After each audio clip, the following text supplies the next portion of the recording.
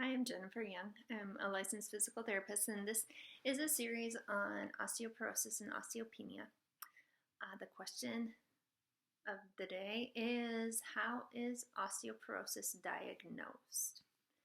And according to the National Institutes of Health, the U.S. Preventive Services Task Force recommends that osteoporosis screenings be performed for women over the age of 65 or for all women that have risk factors that increase their chance of developing osteoporosis.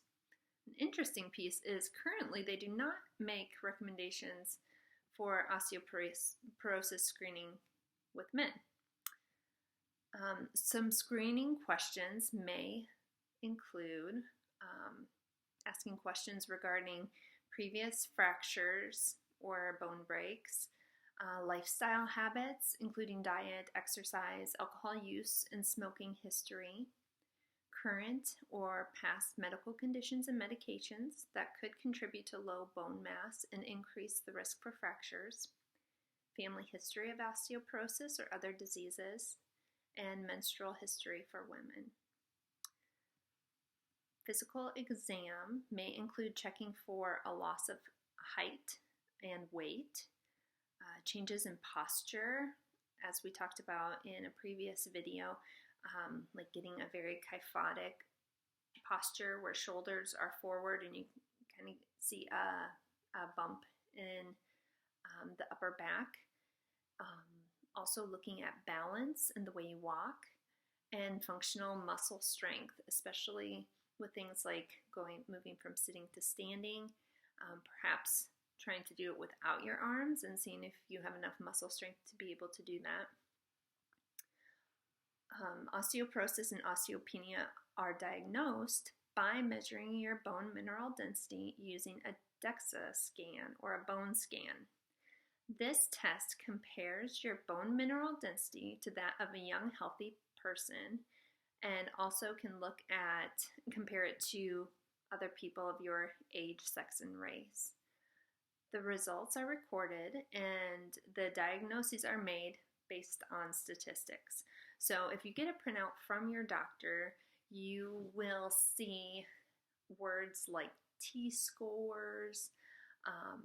So if your bone density falls between a -1 and -2.5 T-score, that would be talking about a standard deviation. So in the statistics, looking at kind of those bell curves, and most people are right in the middle. So if you're one off from the middle on the low side, between 1 and 2.5 standard deviations, then you would be diagnosed with osteopenia.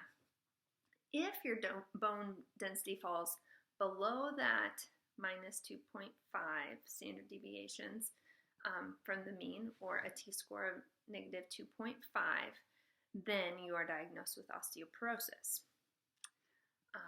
This test, the DEXA scan test, can also be used to detect bone mineral density, so osteopenia before osteoporosis has developed. It can predict your risk for future fractures and monitor the effectiveness of ongoing treatment for osteoporosis.